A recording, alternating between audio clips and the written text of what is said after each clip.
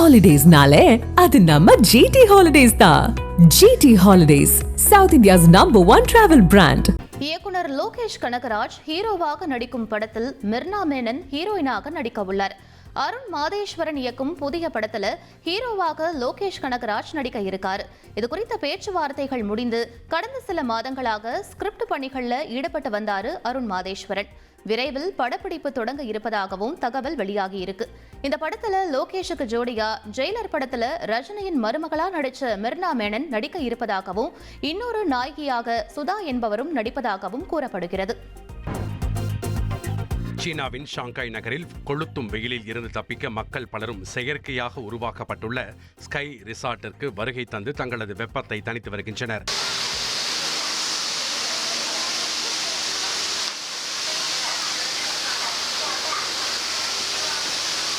$98,000 சதுர மீட்டருக்கும் அதிகமான பரப்பளவு கொண்ட இந்த இடம் உலகின் மிகப்பெரிய உட்புற பனிச்சறுக்கு வசதியை கொண்ட இடம் என கடந்த ஆண்டு கின்னஸ் உலக சாதனை புத்தகத்தில் இடம் பிடித்தது குறிப்பிடத்தக்கது.